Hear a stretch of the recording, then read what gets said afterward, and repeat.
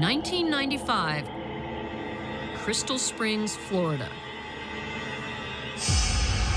2 elderly victims shot point blank in the head. 84-year-old Maud Bailey and her caretaker, 50-year-old Alice Durfee. Who could murder 2 defenseless women execution style? This man, 25-year-old Earl Linebaugh, and this woman, 28-year-old Melissa Harris. Both are found guilty of murder and given consecutive life terms. But this story may not be everything it appears. Melissa says not only is she innocent, she's a victim herself. Could that be possible? I've come to the Lowell Correctional Institution in Florida to find out. I'm Candice DeLong.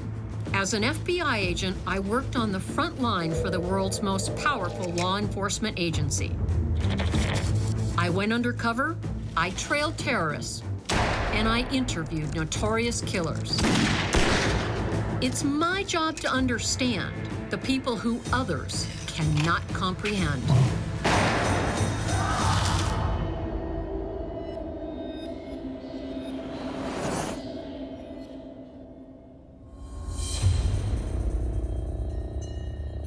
Melissa, the name of the show is Facing Evil, and you've done that in your life. Yes, ma'am, I have. What evil did you face? I faced Earl Linebaugh. Is that why you're here? Yes, ma'am, that's why I sit in prison today. How did you get along with your folks? I got along very well with my folks. I was the youngest, and in a lot of ways I was spoiled, but I tried real hard. I stayed in school, you know, got good grades and stuff like that. But what kind of student were you? I was a good student. One of my first aspirations was to be a lawyer. I enjoyed studying, and when I was 16, all I wanted for Christmas that year was the Black Law Dictionary. And that's what I got for Christmas that year. So. But something happened. You did not become a lawyer. No, I did not become a lawyer. Instead, Melissa goes boy crazy, dropping out of school, jumping in to marriage and motherhood. The marriage ends in disaster and divorce. Then, at 28, the single mother of 3 goes on a date with a young man named Earl Linebaugh. Went home and told Mom and Dad I was excited to have this date. We just had a nice conversation. It was very pleasant. He was just so nice to be around. Felt absolutely wonderful. The first time we went out, he opened my car door, and I was like, wow, I didn't know men did that. So that was cool. That was very nice. So you were impressed? I was impressed, but I definitely went too quick. The time we met to the time we were living together, it was probably a couple months. That is quick.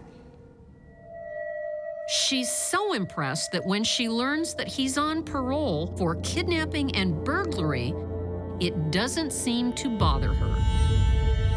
Earl and Melissa move in together right next door to her mother in Tyler, Texas. Earl became very possessive. He would get angry if I would go next door to my mom's house because my time should be spent at home. Now, these were my parents. The more I would try to see them, the more he would get angry. And when he got angry, what would he do or say? He pushed me. He would physically restrain me. I was going over to Mom's, and I was going to do laundry. And he pushed me, and he told me no. He said, "You're not going over there." You're lying to me. He called me ugly names like bitch and stuff. You know, "You're not going over there, bitch. You're staying here. This is where you live." And that's when I really started I'm like, this isn't right. The tension rises a few months later when Earl wants everyone to move to Arizona to join a survivalist camp. It's too much for Melissa. The night before they are due to leave, she tries to pull the plug. I tell Earl, I said, "Listen, you know, I love you, but I can't do this right now." I don't know exactly what I said. I tried to make it sound wonderful, you know, that I wasn't leaving them forever, but that I was going back to live with my mom. How do you take it?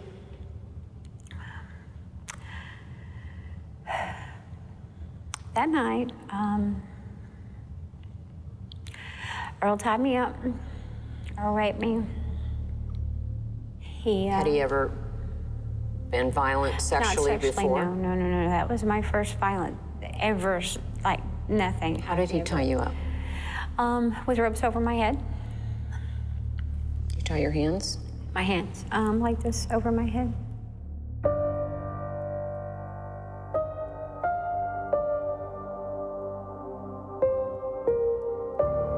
I don't know, I've been through a lot, but that was one of the worst experiences I've ever had in my life. A Florida court found Melissa Harris guilty of double felony murder in 1997.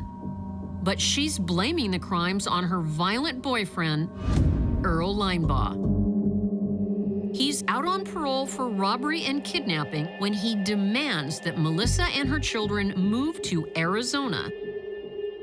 It's a violation of his parole, but Earl won't take no for an answer, even threatening Melissa's son. Earl grabs him. And he says, "Come on, son." And he puts a gun to his head. And he tells me if I don't pack the house and leave to leave Texas today, he's gonna kill him. And he's 4. I'm a mom, too.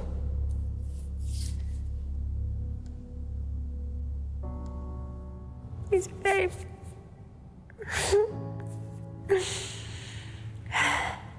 Did it cross your mind to call the police? It crossed my mind to call the police. It crossed my mind to call my daddy. It crossed my mind to call my mama. I didn't know what to do.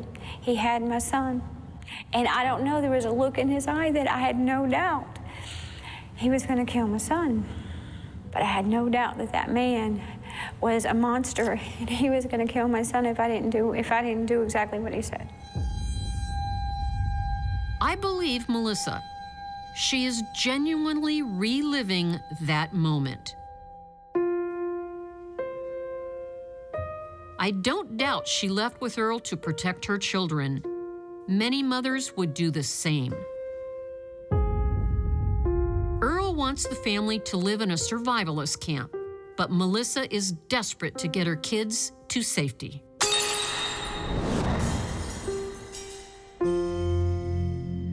I literally get on my knees and I beg this man. I said, "Listen, I will stay with you. I will love you forever. Let the kids go. Just let the kids go." The only person I have outside of Texas is my sister who lives in Florida.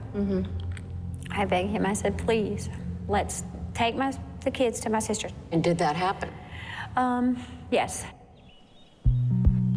After leaving the children at Melissa's sister's house, Earl becomes paranoid about the police. He abandons their overdue rental car, and he and Melissa proceed on foot. And so we're walking on the highway. I don't even know where we're at. This highway patrolman, he pulls us over. And he says, "You can't walk on a state highway in the state of Florida." Earl's doing all the talking, and he's like, "We didn't know that. I've been crying. I just left my children at my sister's house. I don't know what's going on. This is the first time in my life I've left my children like that." And this man, he says, "Are you okay, miss?" I said, "Okay, I'm okay, but I'm away from my children. I'm missing my children because I can't stop crying." And he says, why don't I give you all a lift to the county line? So we get in the back of this highway patrolman's car. The man's looking at me. He's got this, I won't ever forget, he's got this little picture of his daughter on his dashboard.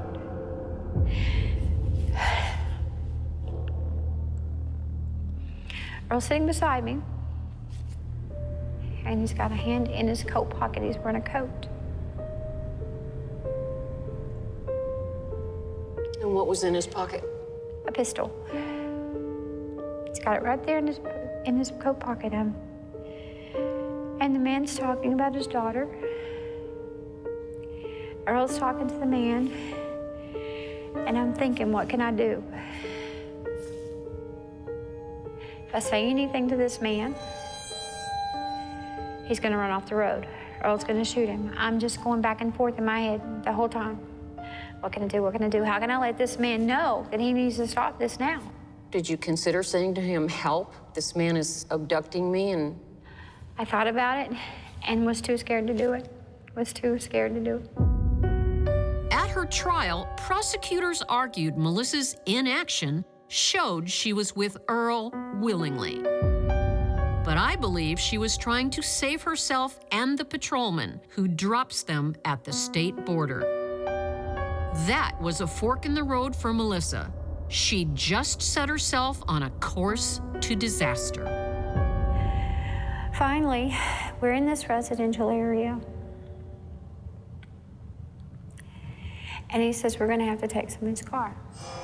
We're gonna have to rob somebody and take the car. So he sees this house. What did you think of that?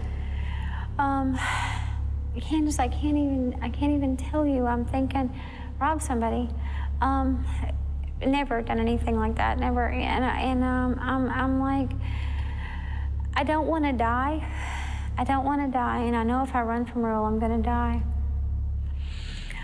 But I'm not thinking it through either. There's no way my head's logical. But you did believe he would kill you? I did. I had no doubt. In November 1995, Melissa Harris approaches the home of two elderly women in Florida. Her boyfriend, Earl Linebaugh, is at her side. She knows he intends to rob the women, but she's telling me now that she had no idea what was about to happen next.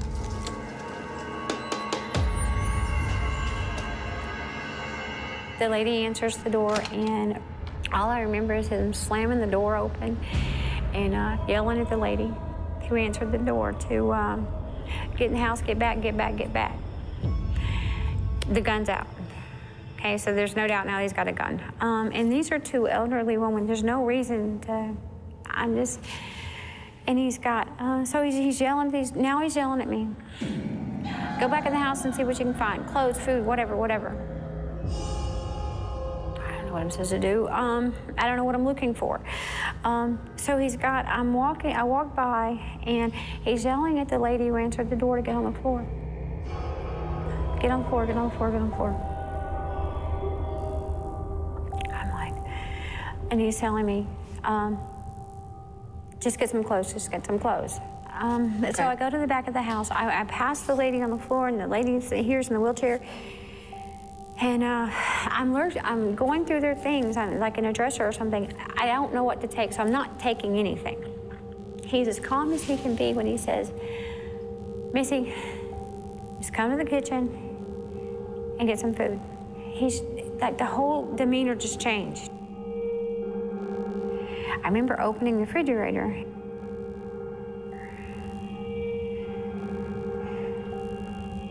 And I hear a gunshot.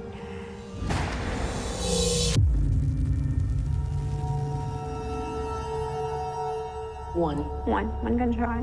What did you think? I thought, oh my God, he just killed somebody. That's what I thought, because I knew then that somebody had died. There was no reason this lady was laying on the floor. There's no reason to hurt her. It's like, Missy, get out of the house. Get out of the house.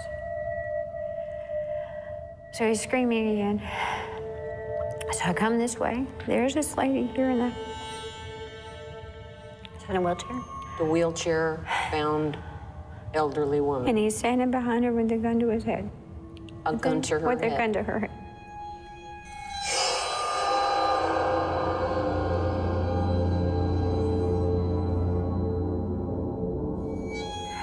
I leave the house. When I'm outside, I hear another gunshot.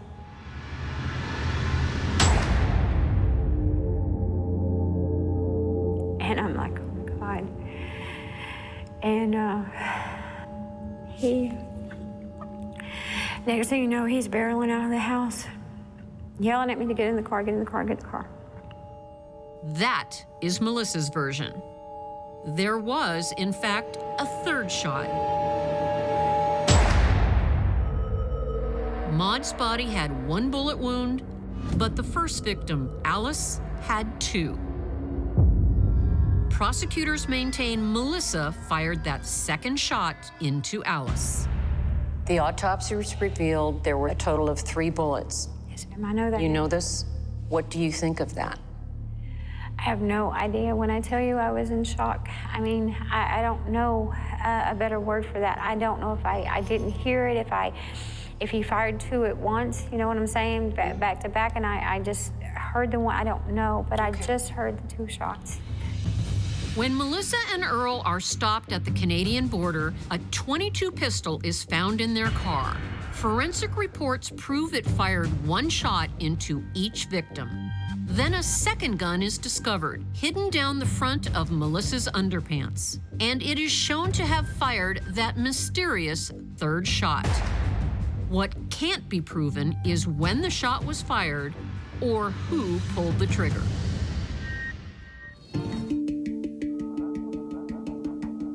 One day after the murder of 2 defenseless women in Crystal Springs, Florida, Earl Linebaugh and Melissa Harris are arrested at the Canadian border. Melissa insists she's in fear for her life. But at the same time, she's carrying a gun that was used in the murder. Melissa is telling me now that she never saw this gun until after the killings. We're in a motel, and we're supposed to be taking a shower, washing off, changing clothes. And he takes a gun, gives me the gun and says I'm supposed to have his back. Okay, how about pointing the gun at the back of his head? It was a thought. It was a thought. As soon as he put that gun in my hand, I'm sitting there shaking. To me, this is a ploy. This is a test. There's no way this gun is loaded. He's checking me out. He's gonna see if I'm gonna point this at the back of his head and try to kill him. That's all that was. And I still swear to God that to this day, that's all that was. But authorities are convinced Melissa was Earl's willing accomplice, perhaps even a killer herself. And in 1997, a jury agrees. Despite your pleas of innocence, that you'd been kidnapped by a monster who threatened to kill your son and you, the jury didn't believe you. No, ma'am. Did you fire any rounds at either of those 2 women? No, ma'am, I did not. No, ma'am. I did not shoot anyone. There's a lot I don't remember about that trip from Florida to Canada. A lot I don't remember after seeing what I saw. 2 people murdered in cold blood. There's a lot of things I don't remember, but I remember being in that house and I remember what happened. I also know that I could never point a gun at somebody and kill them, just like that. There's no way. I want you to imagine that I am Alice. And Maud, what would you like to say to me? Oh my God.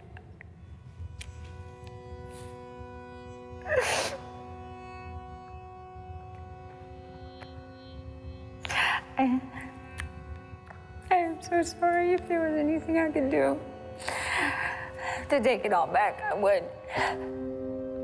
I would have died to let you live.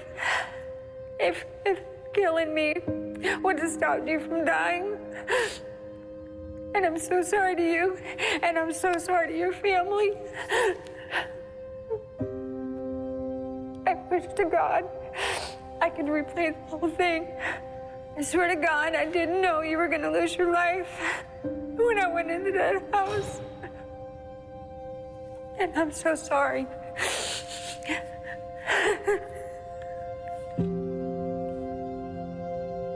I want you to imagine that I am Earl. What would you like to say to me?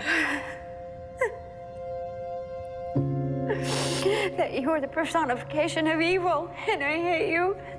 And I hate what you've done, and I hate the lives you've destroyed, including those of Miss Alice Derby and those of Miss Bailey, and my life and the lives of my children. And I hate you for what you've done.